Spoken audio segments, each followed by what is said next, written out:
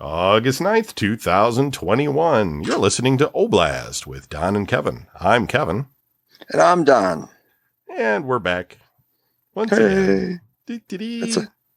Hello, everyone. Today's my brother's birthday, by the way. Oh, which my brother? Ian. Oh, Ian, the middle brother. Well, there's four of us, but yes. Oh, that's right. Well, I mean, of your brothers. That's what I'm trying to say. Yeah, well, he's the closest one to me. Oh, is he? I thought Bobby was. No, it goes Al, Bobby, Ian, and me. Oh, no shit.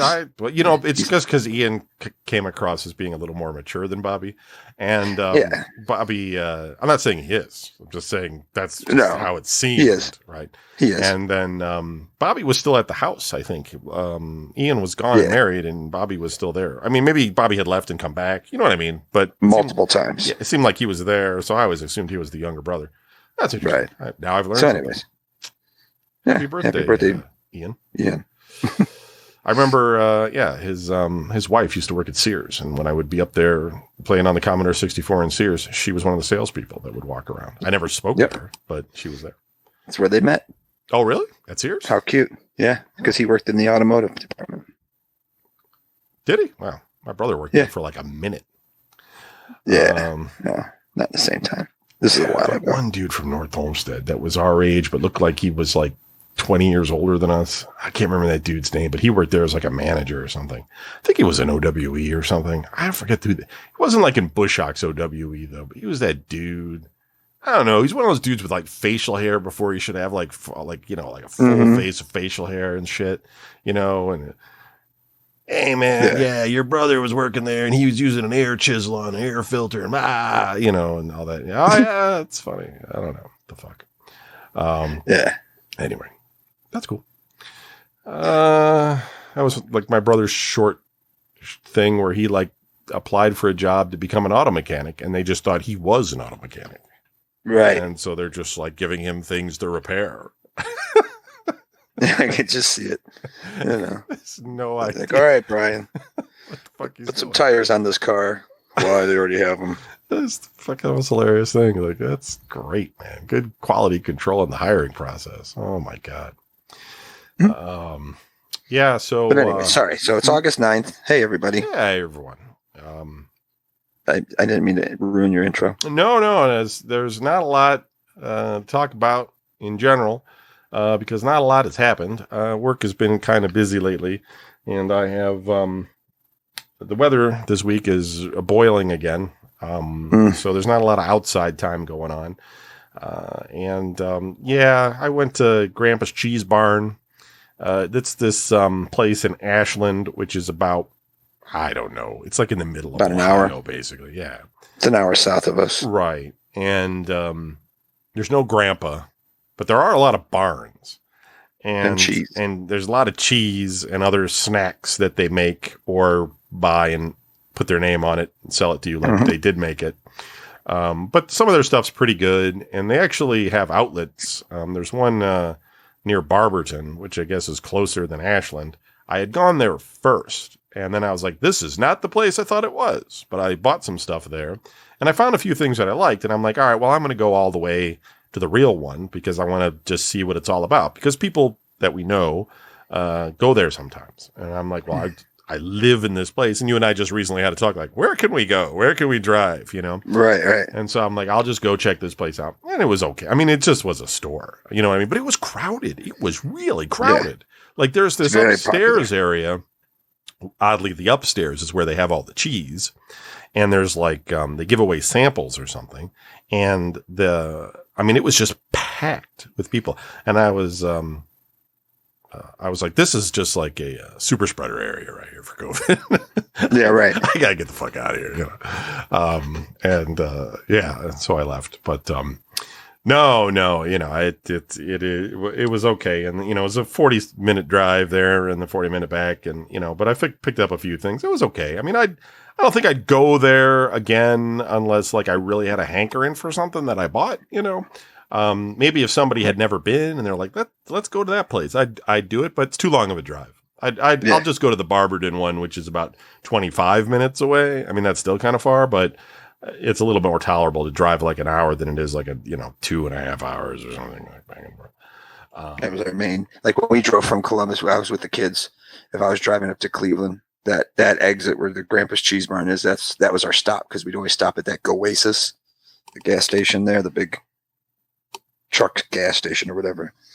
And I'd always be like, there's Grandpa's Cheese Barn right next to Perkins. I don't even know if it's Perkins anymore. I haven't been down there in forever. Yeah, I don't know. I saw a Hardee's when I was driving by there, and that's a rare thing. You know, I didn't go. Right. But that's just a rare thing. Yeah. And, for whatever reason, Hardee's is everywhere. Hardee's or Carl's Jr. They're the same thing. If you're west of the Mississippi, I guess it's Carl's Jr. If you're east, it's Hardee's. And both sides, it's gross. Yeah, I don't know. And you know, some people like. I mean, they're all.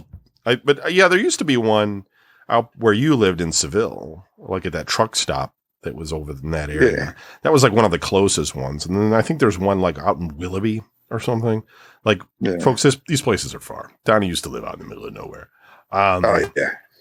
Yeah, but I don't go there. But it's just Cleveland. I may have mentioned this before, but Cleveland, we got a lot of fast food. We have a lot of the common fast food places. But for some reason, like there's certain chains or whatever that just like avoid like our area, you know, they're just like, let's not put anything in Cleveland. That's not going to be good for us for some reason. So I don't know. I mean, we had a White Castle there for a while, but they got rid of that. And I was in Brunswick the other day, and they had opened a Sonic about 10 years ago or something. And I went there recently, and I noticed it was gone. There's a KFC there, which they already have a KFC. So they have 2 KFCs. And they got rid of the Sonic, which it's funny how. Oh, go ahead. Well, no, I mean, I was going to just say, which is okay because I've been to that Sonic and it wasn't good. But go ahead. Yeah, I don't think of Sonic as a good place to eat. But I don't think I've ever really been. It's like a drive-up place, like a Schwenzens. Well, they have a drive. They have a drive-through too, but they don't have they don't have an in. You know, like it's like a pull-up, but they do have like a Rallies type of thing where you can kind of go in and around. But that's what I was gonna go ahead. I was gonna say that's what I was gonna say. Is it's weird how the restaurants, like, it depending on the area, like we used to have a lot of rallies. You just said rallies. It was just like we used to have a lot of rallies in the area. Now they're all gone. I think there's like one, maybe. Like I think there's still one on 150th, maybe. Yeah. I don't know. But it's just like everywhere. I mean, we got McDonald's all the way down the main road. You know, like well, I think what happens is when these things are new, right? You know, they franchise them. You know what I mean? So they get this big franchise thing, and they convince some people, yeah, man, you can run a fast food restaurant. You know what I mean? Sure. And they're like, yeah, this is great. You put your $1 million in on this deal here. You get a loan out from the bank. You know, we give you all the stuff that you need. You set it up on this property, blah, blah. And these people buy into it, and they're like, yeah, that sounds great. I'm going to do it. You know, and then they're just like, fuck, I'm in debt, and I'm not making the money I thought I was going to make. And then, you know, all those places close the fuck back down. You know, they do that with a lot of sub shops too. You know, sub shop would open and then sub shop go away. That's what my brothers were doing. They were thinking about that like 20 years ago. They were talking to me. They were like, hey, we might buy a Subway franchise. Right. And I was just like, at least that was a winner of a franchise. You know what I mean? Like that was one it's still around, right? You know, if they got the Quiznos, they'd be like, not good. Yeah, right. But they were like, we're going to put all this money in and we're going to own the place, but we want you to run it. And I was like, so do I own any part of it? And they're like, no, we own everything. We just want you to run it. And I go, so you're just going to pay me to run it? And they're like, yeah. I was like, I'm all right. Never mind. Yeah. Like, you guys are on your own. That sounds like they're like, yeah, but you're the food service guy. I was like, yeah, well, you know, I need a little bit more than just being paid. Yeah, and I also think like you can make money at that, but I think like you need like to have multiple franchise locations. Like just owning one, like maybe if you owned like a McDonald's, like one McDonald's, because McDonald's is just like, you know, it's just prints money. But anything else, like I think you would need to have more than one, because at some point or another you're going to have problems with one, and you're going to have to keep that one going with the other ones. You know, if you just have the one, you have like some pipe breaks or something, you don't have any business because you got some flooding issue or something, you're fucked. You're out of, you know, you just lose tons of money. It's like, nah. Well, it goes both ways, because if you have too many, you know, right. Then, they all and like the same time, and then like you said, one starts slipping, and then you start using from the other one to fix that one up, or to fix, if that one doesn't ever pick up again, you're just dumping your money away. Oh yeah. So I mean, you got to make those decisions and closing them and that sort of stuff, or doing something to, but it's also just a taste. I mean, there's so many, like we've talked about fast food on the previous show, but there's so many choices now. It's hard, like, and,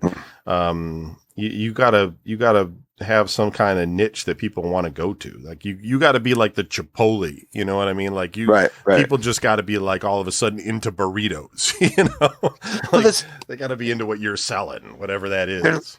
It seems like more places are leaning into that kind of thing with like, starting with the Chipotle, where it was like, Chipotle, this is what you get. You get a burrito bowl, you get a burrito, or you get tacos. Right. You know what I mean? And like, here's all the ingredients. And then like Chick-fil-A, well, we got chicken nuggets, we got chicken strips, we got chicken sandwich. Well, Five Guys, Cane's, they got like 3 things. Right. Cane's, exactly. Cane's is the same thing as chicken strips and French fries, and it's just like, that's what, a lot of these, like a Piata Italian street food. I mean, it's just pasta with whatever kind of sauce you want. You know what I mean? It's just like, there's a lot of places that are just doing that, and they're successful too. It's like I mean, if you drive past a Chick-fil-A, you go past that one in North Olmsted any time during the day. Yeah, the line is around the building, backed up into Walmart across the street. Sure. Well, although I mean, you could be Popeyes and the line could be long because the service sucks. But that's true too. You might make a good chicken sandwich, but it's dumb. It's dumb how long you have to wait for it. Yeah, it's like lunch is coming. Can't you cook like 10 of those at once? Yeah. People are coming. They're going to order it. Like, it's not going to be sitting there more than a minute or two. Yeah, like, get your buns toasted beforehand. We all learned this when we cook fast food. Get it going. Bushak always told us. Get the meat on the grill. But so Don the Muppet Manager, remember him? Yeah. I do, which is weird. Like I got to carry that for the rest of my life. I don't remember his last name, but whatever. Yeah, looks like a Muppet. Yeah, go ahead. We're all over the place today, people. Just in case you didn't know. Yeah, it's all right. It's that kind of a day. It's a freeform Monday. Yeah. So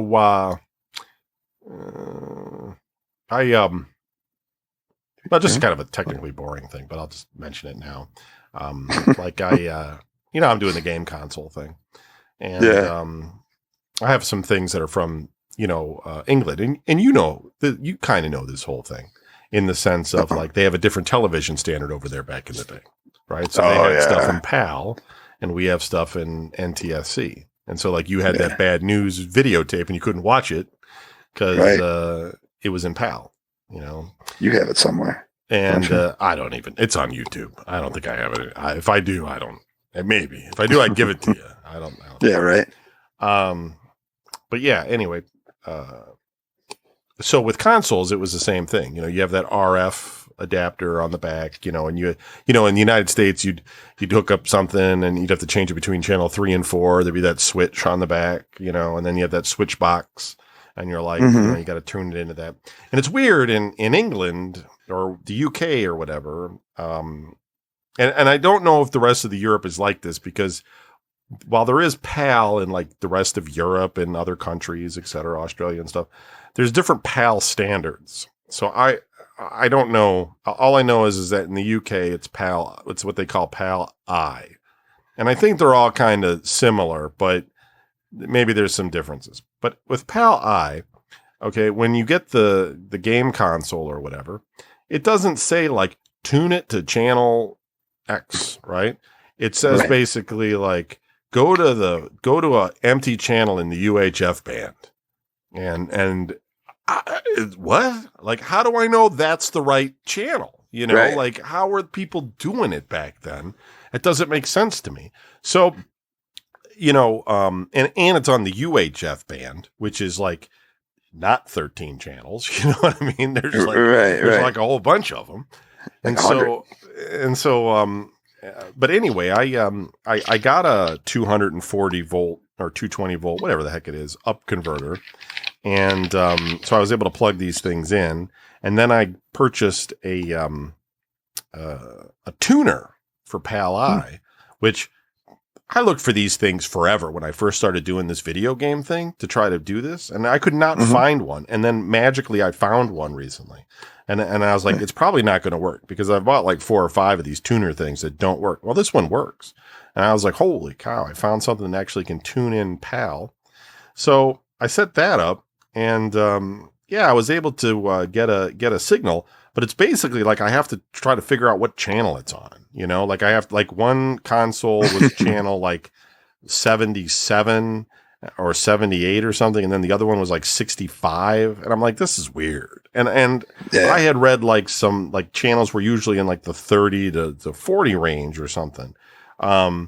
And so I don't understand it. I just don't understand that part of it. But I was able to get a picture, and I was pretty happy with myself. I'm like, well, that's cool because it's been a mystery for 30 years to be able to play something from PAL, you know, on anything. I mean, I have this little TV that I can see the screen on, etc. And my next quest will be driving the video feed into the computer to see if I can record it in PAL. The encoder supposedly supports it, but we'll see. I haven't had a lot of luck with everything, but recently at least I got it to work, and that was cool.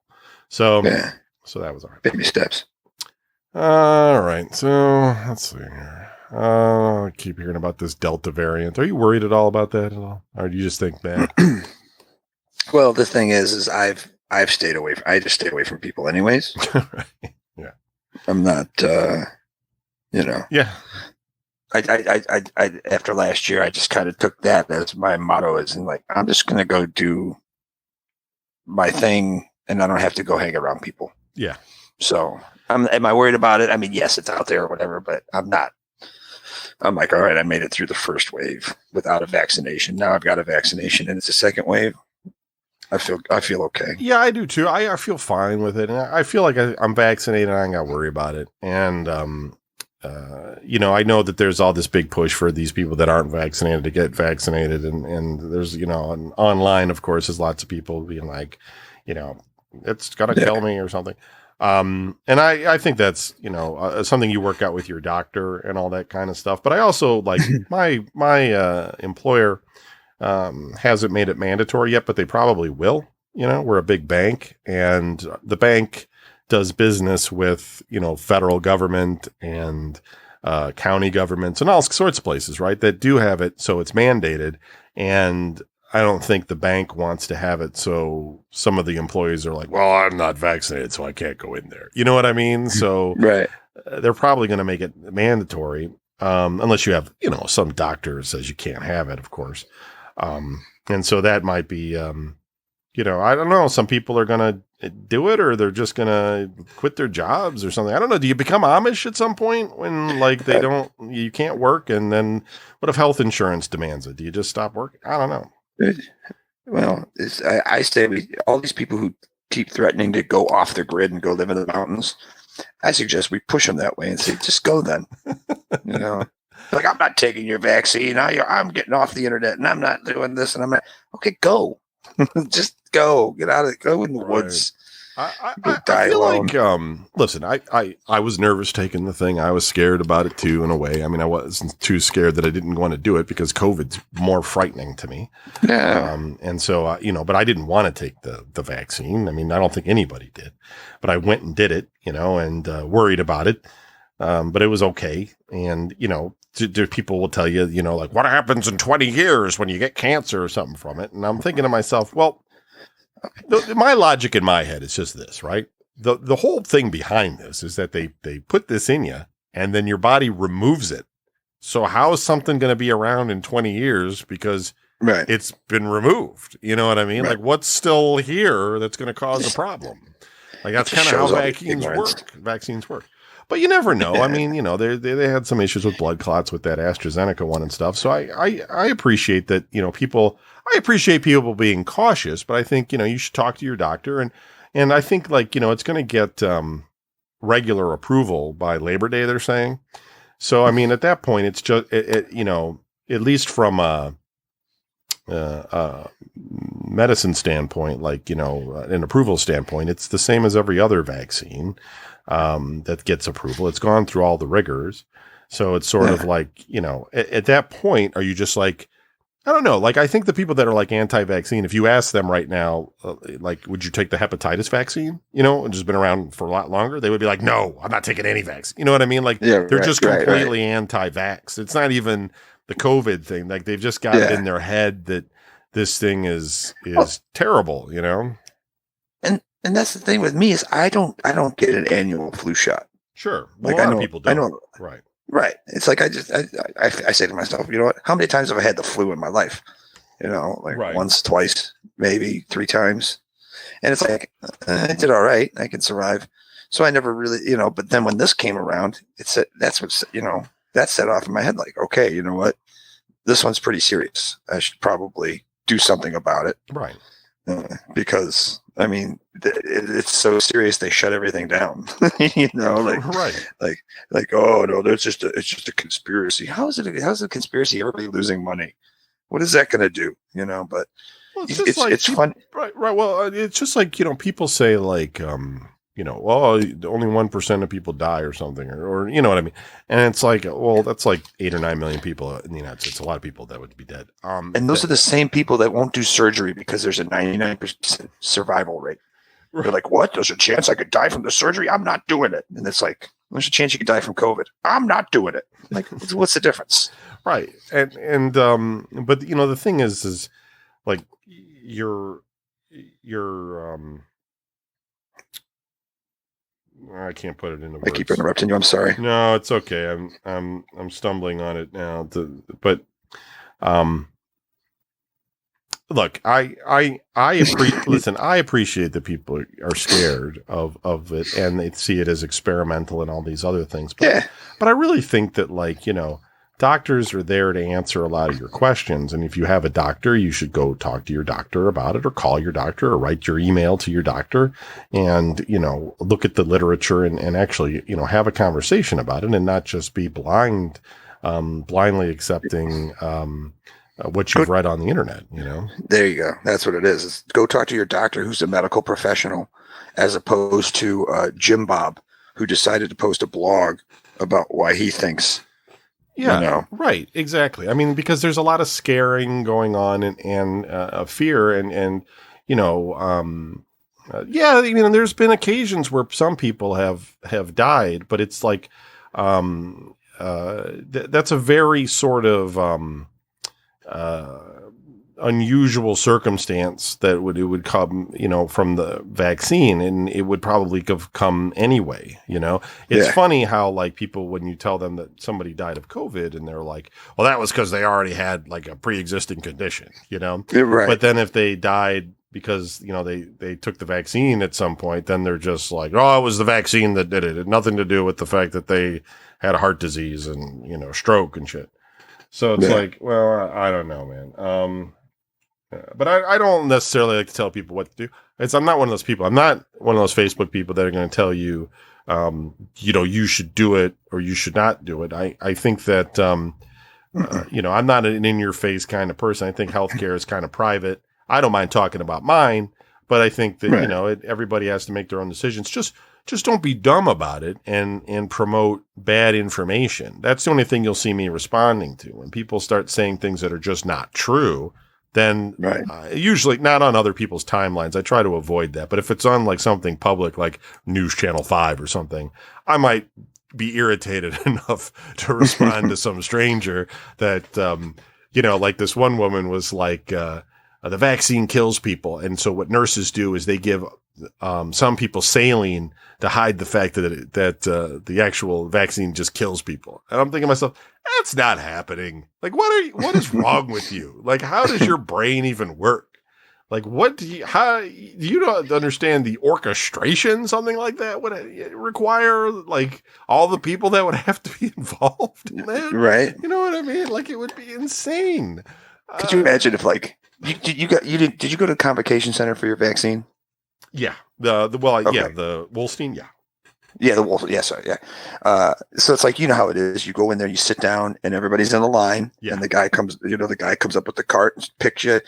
Bam. You got 15 minutes, a big timer up on the thing, right? What would have happened if you were like in the middle of that section, right? Okay. Yeah. And then, like, they're coming down the line. They're coming to you. They prick you. They're like, all right, you got 15 minutes. You're like, okay, you're sitting there, and all of a sudden you see all the way up the front, the very first person just falls over. And then the second person falls over. Right. And then the third person falls over. Right. You're just like, oh my God, no, I'm going to, that's what these people are thinking. They're like, it's going to kill you. Like, people are just going to start foaming at the mouth and running around, smashing their heads into walls or whatever, just being stupid. It's just like, relax. Right. I mean, the way I saw it was, they went down the line. Like they gave the shots to like people that are 80 and over, and then 70 and over, or 75, right. And they get the 65 and the 60s and stuff. And I figured like these people are super vulnerable. You know what I mean? These are the people that like, right. If you blow on them, they might die. And exactly. So, the way I was thinking of is by the time they get to me, and it's my turn, like, I'm going to know if this shit's got a problem. You know what I mean? Right. Like, so whatever, and I've looked at things people have pointed to, and I've read some of the things that people have suggested could be issues and all this sort of stuff. But it's just, I mean, everything in life is a gamble. But I mean, the virus itself, like, I don't like, how you say you don't get a flu shot. Totally get it.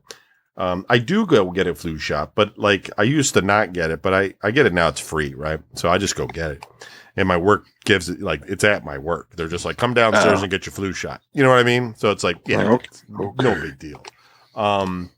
You don't feel oppressed by the man. No. And I don't feel sick or anything. My arm gets a little sore, you know what I mean? But I don't usually feel sick after the flu shot or anything. But the thing is that I do it because like, I just don't want to be sick. You know what I mean? Like, it's not so much about the dying, even like the people I know that have had COVID, say it's pretty terrible. Like, and I know a fair number of people that have had it and they went and got the vaccine after having it because they don't want to have it again. And I'm thinking to myself, like, it sounds terrible. Like, I don't want to be sick for 2 weeks straight. That sounds awful. So that's why I took it, and I don't know if other people like, don't mind being sick for that amount of time or whatever, then that's okay, I guess. I don't know. And I think that's another reason why, like, when you're like, hey, are you ready for the second wave? Yeah, I am kind of ready, because you know what? I enjoyed not being sick for like the past 2 years almost. Right. Like, I haven't had a cold. Nope. I haven't had a cough or sniffle. Right. I mean, I've coughed, but that's because of other stuff. I'm with you. It's just like, yeah, see these people, you know what? If we all stay away from each other. But you know what? To that point, though, we ought to, like, as a society, really crack down more on people going into work when they're sick. I think that is irresponsible. Like, and I'm not saying it's all workers' faults at all. Like, because some places don't give you time off or whatever when you're ill. And then, at the same time, to be fair to businesses, some people do get sick leave and they use that as their vacation. And then when they're sick, they just go into work. You know what I mean? And I think there should just be a policy of just like, if you're sick, you go home. You know what I mean? Like, don't work through being ill when you're around other people, because you're just spreading colds and the flu and all kinds of bullshit. And I would much rather get the flu once every 5 years than to get it like once a year or whatever. You know what I mean? Or a cold or what. Like, people, stay the fuck home. Like, don't come into work with your sniffly ass and fucking talk to me. Go away. Shit, man. Like, it's like, if we didn't have these rules that we set up now, you could bet your life, you'd be out and there'd be like, yeah, I got some COVID. How you doing, buddy? You get out of here. Fucking COVID. Get the fuck, fuck that. I don't know, man. Anyway, I don't want people out there listening. I know there's some of you out there that aren't for the vaccine or whatever. That's fine. Again, I'm not trying to tell you what to do. I just think that there's too much propaganda out there making people feel one way or the other about it. And I just, you should just talk to your doctor. Don't trust the internet. Apple to scan U.S. iPhones for images of child sexual abuse. That's kind of weird.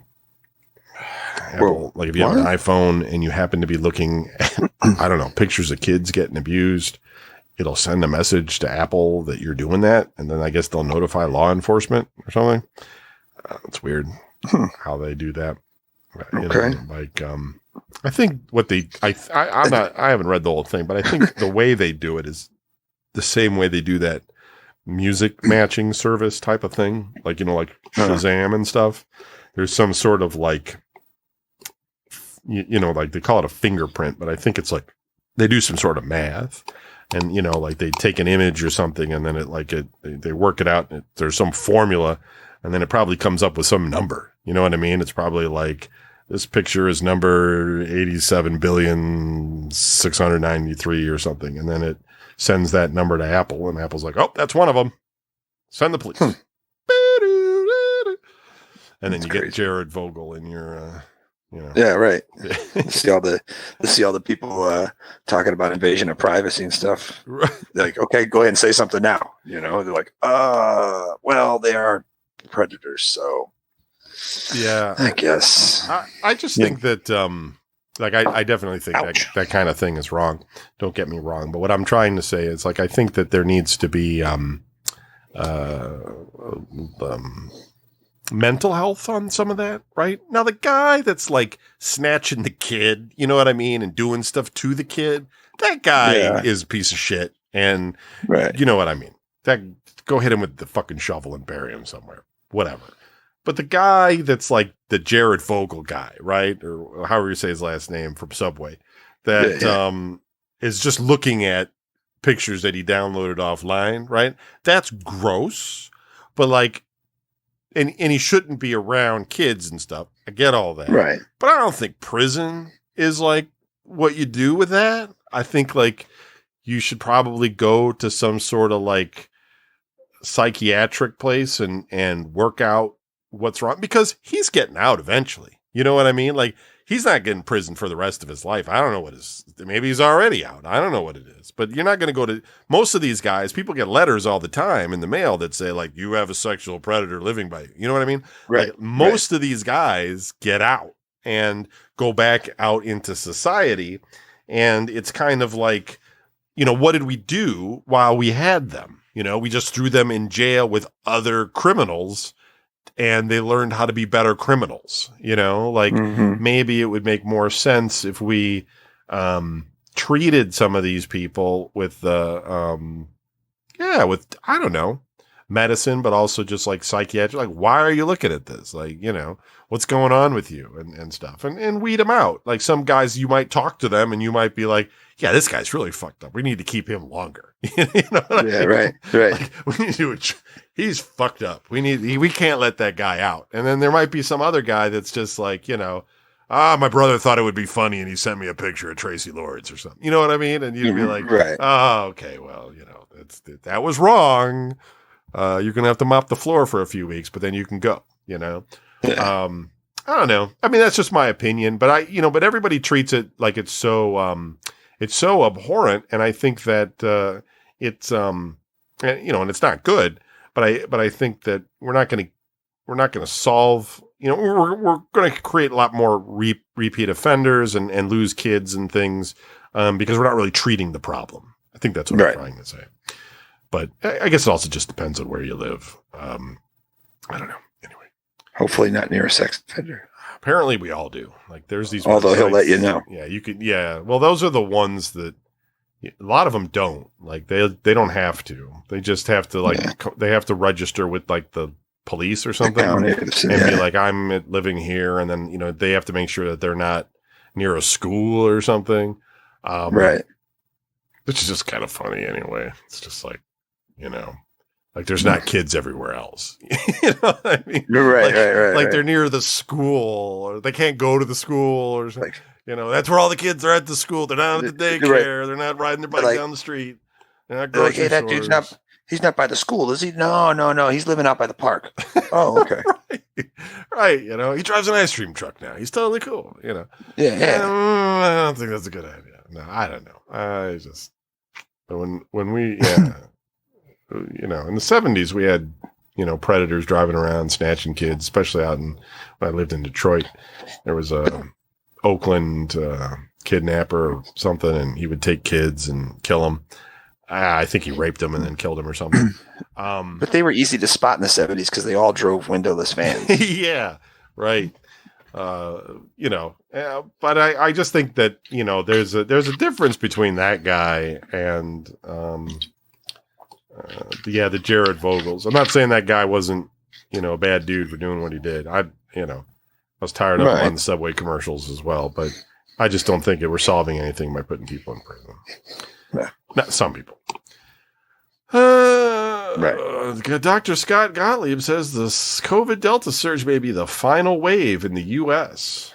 Oh, really? Well, that would be nice. Yeah, right. I don't think it's going to be epidemic all through the fall and the winter, assuming we don't have a variant emerge that pierces the immunity offered by prior infection or vaccination. Yeah, I think we're going to have to get booster shots at some point, but we only got our shots back in like May or June or something. So we got a ways to go yet with the ones we've got. And your body actually does, like, what happens is you make all these antibodies, right? And then they fall off. And so you start to lose antibodies because you haven't been exposed to the virus in a while. And the antibodies kind of leave. And you do keep kind of a baseline of antibodies for about a year, right? So you have some in your system for that long. But you also develop these cells, memory cells. And they remember the virus. And so when you get infected again, so even if you get infected, like, let's say 2 years from now, right? All your antibodies are gone and you get infected with COVID 2 years from now, assuming it's not a completely new strain, your body is going to recognize that, hey, I've seen this before, and it will then immediately start producing a massive wave of antibodies to get rid of it, right? So you're much more well protected than you were had you gotten it without the vaccine the first time, because the very first time you get it, your body's never seen it before. And it takes it a lot longer because it doesn't have these memory cells that can react to it. You get these macrophages that what they do is they go over and they grab the virus and they kind of tear the virus apart and they look at all the proteins and it sort of presents that to the T helper cells. And the T helper cells are what order order up the antibodies, basically. I think it's the T helper cell. Anyway, I'm not an epidemiologist, but I'm explaining some of the science behind it. And so, and that takes a while because it has to do it for, like, each virus particle has to go and, tear the macrophage has to tear it apart and show the T, and the T cell has to order up the antibodies, and the antibodies can take a while to produce to build up in sufficient numbers. And meanwhile, if you've been exposed to, say, 1 trillion virus particles, you're going to be really sick, right? While your body's waiting to build all these things. Mm-hmm. So, but if you've had it before, or a vaccine, then your body has these memory cells and they will, react better. And what also happens is that, these memory cells get into your bone marrow, and your bone marrow will actually produce, variants. It will produce antibody variants. It's almost like a best guess kind of thing where it will, because we've evolved over thousands and thousands of years or whatever, millions, billions, depending on if you want to go back to parameciums or whatever. So your body knows, right, that there's variants, you know what I mean? Like, it knows that there's going to be mutations and changes. So it also releases mutations and changes to try to, catch it and make sure that you don't get it again. So you end up with a lot of protection even after the first, like, if you never go get a booster shot and you never go do anything else, your body will still have this memory, right? Until you get, old and your body's not working right. You know what I mean? Like, you're in your 80s and your body doesn't remember things. You know what I mean? Like, there's not enough and your immune system's not great.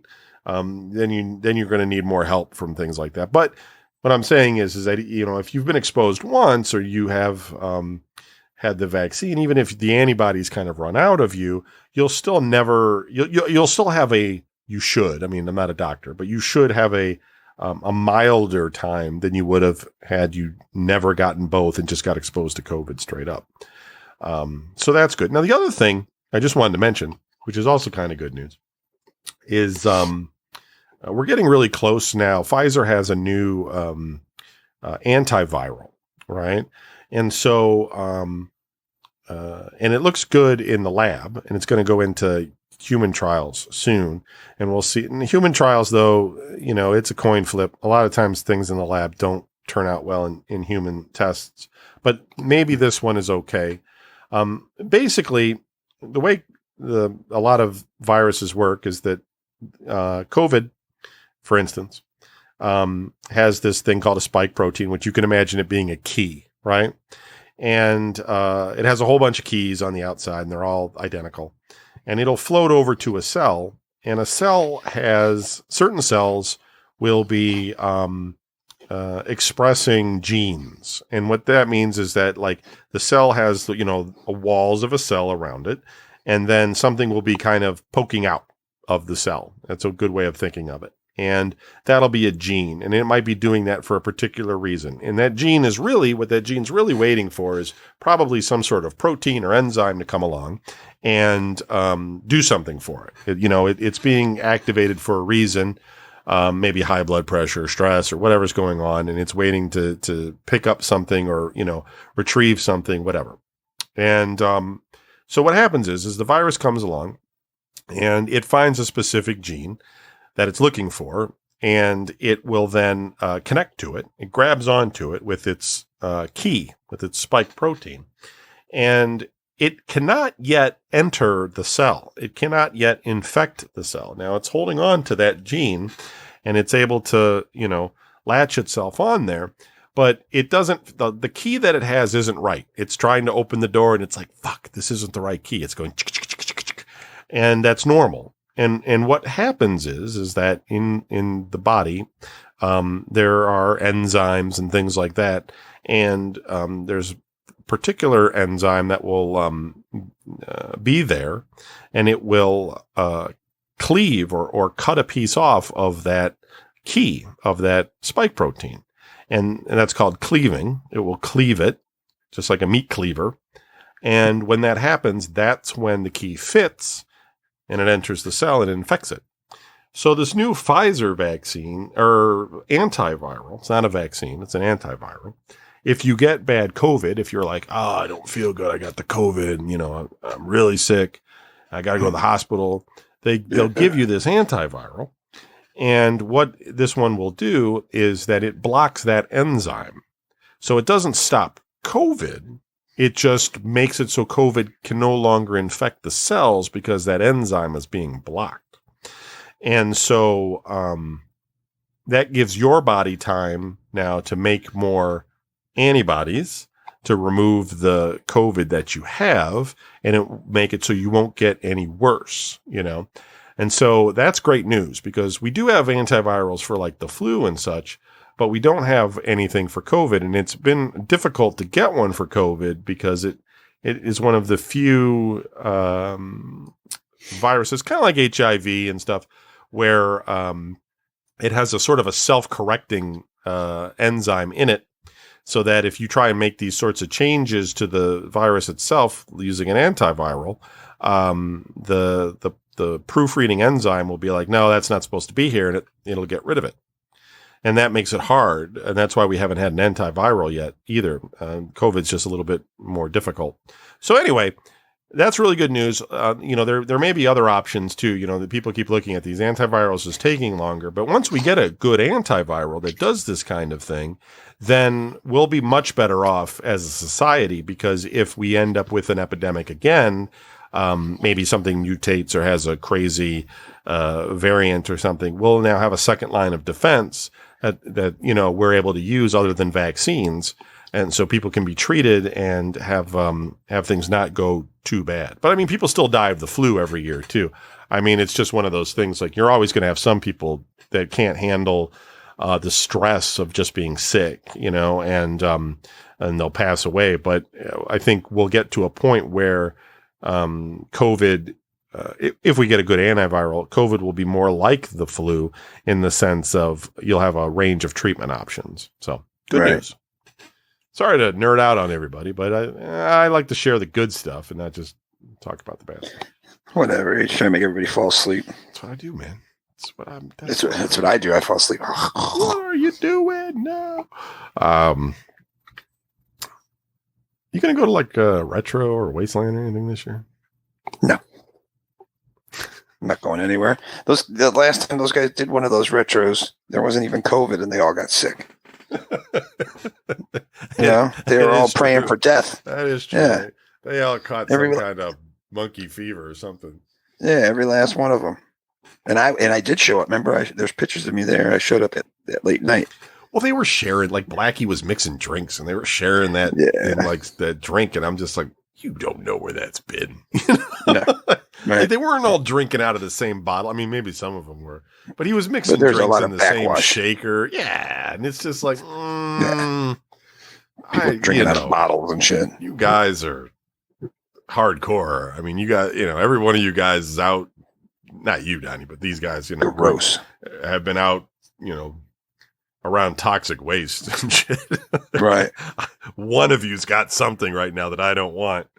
Exactly. So it's like, no, thank you. Yeah. I don't know. It's like, it's a good way to run into everybody and see everybody, but I don't know. It's like, I just don't get that interested in, I'm not one of those people that gets interested in meeting any of these celebrities.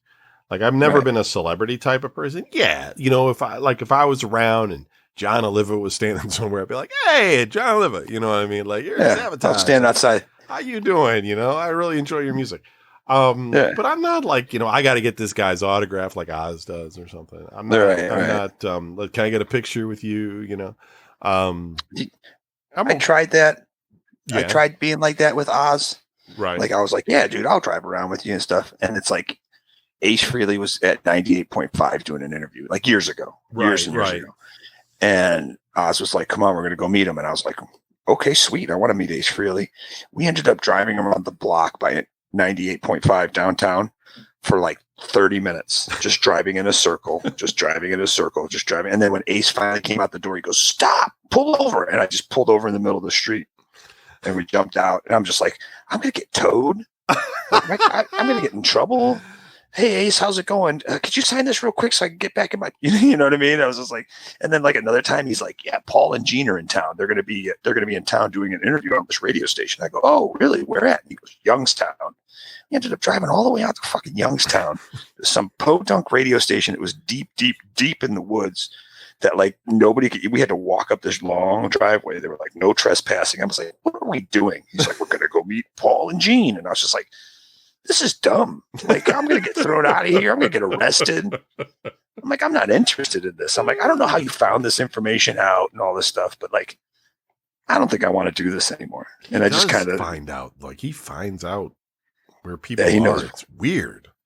Like how he knows. Like I get like you could hear somebody on the radio station and know that they're there. You know what I mean? Right. Hopefully it's not pre-recorded and you could be there. Right.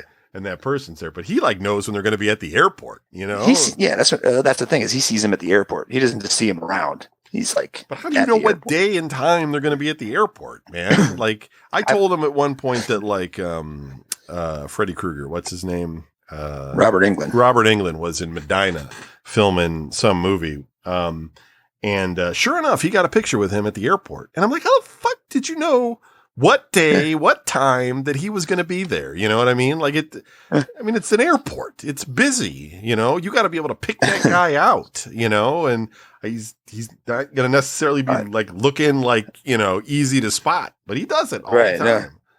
No. I've often said as many times as people have said, Oz, how do you meet all these people? Because they go to his Facebook page and they see all the pictures, you know what I mean? Because he posts everything. And so it's like, oftentimes people have been like, Oz, how do you do this? You see all these people. And I've told people before, I was like, don't get it twisted. Trust me. People are in Hollywood, like famous people are talking to each other. And one of them says, hey, I'm going to Cleveland. That other person's going to say hi to Oz for me. Like the famous people know him now. They're, you know what I mean? They're just like, where are you going? Cleveland? Oh yeah. Say hi to Oz. Who's Oz? Oh, you'll know. You'll know who he is. It's true, man. I don't know. It's bizarre. I mean, I get it when he goes to where they're at, but that airport thing is bizarre to me. I don't know if he's just hanging out in the baggage claim all day and night, waiting for people to show up or something. And he just knows who they are with their sunglasses and hats and shit. And there's like, there he is. It's great. Yeah. It's funny. Just walks up to him. But I have no interest in that. I get the bragging rights between these guys and what they're doing, but I just don't give a shit. Like, if you're famous, like, I'm going to treat you like I treat everybody else in my life, pretty much, you know, like, do you want to play some video games or hang out and order in some food or something? Like, I don't know. Like, what the fuck am I going to talk to you about? I don't know. Would you like to be famous? Like, I don't care I'm not going to be famous. You'll even see that with like Frank. Yeah. People will be like, because there's people who are just like, oh my God, Frank. Hey, Frank. And I'm sitting there looking at him like, this is the same dickhead who used to pee his pants, right. Just because, and who goes fishing in his living room with live hooks while people are sitting there, like, I've seen this dude do so much stupid shit. And It's like, everybody's just, and I think it shows because, like, when he comes to town, everybody they'll be like, hey, Frank's coming. Everybody, we're going to go to this bar. And you go to the bar and I don't think you've ever been, but I will tell you. I like Frank as a person. But I'm not kind of, and I'll go walk into the bar and there he is. And just everybody's around. Everybody's around him. Big, everybody, hey, yeah, they're all having fun. And they're all, yeah. And he's doing his thing and he's having a great time and stuff. But I'll just sit on the other side of the room. And I'll just sit there and I'll talk to somebody else. Frank's the guitarist in Hatebreed. It's a band. Yeah. Yeah. And it's like, and I'll sit across the room. I'll talk to people. I'll say, hey, what's up? And it's like, I make him come to me. You know what I mean? It's like, it's like 20 minutes later, he'll come walk up and be like, hey, what's up, dude? And I'll be like, hey, what's going on? And he's like, not much. And I'll be like, yeah. He will, though. I mean, Frank's cool like that. Like, he will come talk to you. You know what I mean? Like, yeah. He gets it. Like, he knows who his friends are and he wants to get away from that. It's like, I'm over here if you want to get away from everybody. The glossy people. I ain't here to blow up your skirt. But I mean, I get it in some respects. Like, some people get excited, and there's a lot of people out there that don't have interesting lives, and this is their way of having a little bit of excitement. I get all that, I do, but I'm just not cut out that way. I don't know. I just don't. Fame isn't that interesting to me, I guess. And I if I told you about it, I'd be like, hey man, I met fucking Stephen Piercy, a rat. What are you gonna say? You're gonna be like, oh yeah? Yeah. I'd be like, yeah. All right, cool. We met John Oliva. We met John Oliva by a dumpster behind Empire. Right. And it's like, how did that go for us? I mean, he stood there, he said a bunch of stupid stuff, and we were like, okay, that's cool. Let's go in to see the show. Like, if you hang out with them, like you guys kind of hung out with Pantera there for a minute. Like, if you did that kind of a thing, that's a little bit different. You know what I mean? Like, because they weren't that well known at that point, and you guys were, having a camaraderie because you're also in a band and stuff. Like, that's a little different, I think. Yeah, but you know what I mean. Just like the people that are going to like these shows and waiting in a line to pay for a picture and get an autograph and to say something to somebody. I'm just not into that. I don't get that at all. Like, I don't know. I'm not trying to say that Oz is wrong or anything. Don't get me wrong. Like, if he everybody has their likes, right? Yeah, if that's what they like, man. That's cool. I don't know what it is. I just don't have I don't have any kind of desire to talk to anybody. Maybe if it's like a chick, and she's super hot or something, and I would be like, I want to talk to her. Right. Might be famous or something, but I'd be like, I gotta go. Like, I just got to, like, how are you doing? We've had famous people come into Cheesecake Factory, and you would see the server come into the back and be like, oh my God, so-and-so's at my table. And it's like, okay. I'm just like looking at him like, yeah. And well, what am I supposed to do? I don't know. Take their order, get them food. I mean, they came here to eat. Like, they're not gods. They're not special people. They're humans. They're hungry. You might have to go to the bathroom at some point. It's just like people are just like, oh my God, how do I talk to him? Like, shut up. Just Just I worked at Tiffany's. We used to get porn stars and Playboy buddies and stuff. And they would come into the kitchen and talk to me and somebody like Vinoy or one of the barbacks or something.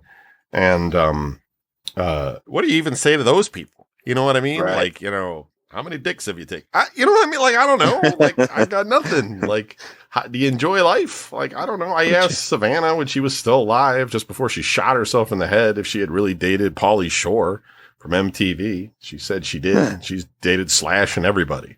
And then she probably went somewhere and snorted some coke, decided to shoot herself in the head that night. I don't know. I have no idea. Yeah. Fucked up. But yeah. But I mean, that's the kind of thing, like, that's the kind of shit I would ask. I'd ask somebody something like that because it'd be funny. You know what I mean? Like, right. Like, I wouldn't ask somebody something just because I was in any way curious about it, because they're just, you're famous, you've got a life, you're doing things. I think a lot of famous people are actually pretty boring. Like, if you watch them on like Instagram or YouTube or whatever the heck people do, Facebook, and you follow them, like, they're usually just promoting themselves in some way, shape, or form, right? Or like they're just working out, right, to keep whatever figure that they have so they look normal. Or they're going to like dinner or something at a nice place, or they're going on vacation to a nice place, and that's it, right? Like, they're at no point are they like, I just cured cancer, or I just figured something out that's amazing. Like, it's all the same shit all the time. Like, here's me working out at the gym. Here's me hanging out on my couch. Here's me having dinner with my folks. It's just like, you guys are boring as fuck. Like, you just, like, that's what it means to be rich, I guess, and famous. You don't go anywhere because people will tear you apart, basically. So you guys stay in your confines of your area, and that is maddening to me. I don't get it. Because I don't know, I can go anywhere, right? Like, yeah, there's some exclusivity shit that I can't go to. But as a human being, like, I can pretty much go where everybody else goes. But if you're famous, there's all kinds of places you just can't go. Yeah, but there was that one time in New York when we were at the Comic-Con. Right. And we were walking through that line, and those two dudes walked past us, and I'm behind you in Jedi, I think. The two of you were in front of me in the line or whatever, and I was behind you. And this two dudes walked past, and the one dude hit the other one and goes, I think that was Kevin Baird. And I just looked over at him and was like, are you fucking kidding me? Like, are you serious? Like, people know him? Like, how do people know you? It was some dude who listened to the show. You know what I mean? It was like some guy who listened to video game news. So it's like, that's funny shit. But it was just funny. It's like, how do we go to New York City? And it's like, you know what I mean? Here's you being like, yeah, I don't get it. I don't get it. And it's like, it happened to you. Like, somebody was just like, is that Kevin Baird? Thankfully, nobody ran up and was like, can I have your autograph? Because they'd be like, are you kidding? Are you kidding? Yeah, right. Corey thought I was Brian. Give you a game console or something. Here's a game console for going away. Yeah, right. just have like a backpack with game consoles in it. You like my game console collection? Here, have this. Remember, we went to the bar, and then we met up with Corey, and he was like, you're like, hey, what's up? And he's like, Kevin Baird, what's going on? You're like, I brought this dude with me, and he looks at me, and he goes, are you Brian? No. It's like, I'm Anderson. He's like, oh my God, you're my favorite. Like, well, then how the hell do you not know what I look like? We didn't really advertise our pictures too much, but yeah. No. This is funny. No, I know. That was a good night. That was a good night. You're anticipating. Oh, jeez. Corey's a good guy. Yeah, he is. And Mick Fry was there. That was funny. Dude, I was so drunk. And then you're just like, look, dude, it's Mick Fry. I go, yeah, I know, Mick Fry. Because we saw him all weekend. We saw the fake Mick Fry all weekend. You're like, no, it's really him. I was just like, what? Just lost my mind. That was great. I kept telling him I'm going to do his mother. Everything he said was like, I'm going to do your mother. It's like, shut up, man. I'm sick of that. I'm like, yeah, whatever. I'm going to do your mother. Yeah, I don't know. It was something. It was the spill.com era of the loading bar that I was involved in for a while. Corey's still doing Double Toasted, I think. And he made some Facebook updates recently because he was out with his wife. And it was funny because when I used to talk to him, and he would meet the one dude from the loading bar out in Croatia. They'd fly out to Croatia. And I was always like, why are you going to Croatia? Like, I mean, it sounds cool. I'm not saying that, right? But you keep going to that place. You know what I mean? Like, what's that about? Like, you know, and Corey can be real, he ain't going to tell you what's really going on kind of thing. And what I found out later is that, you know, his wife is Turkish and Croatia is very close to Turkey. And, you know, and so obviously they probably had something where he went there, she came here, you know, to Croatia or something. And, you know, it's probably convenient for them.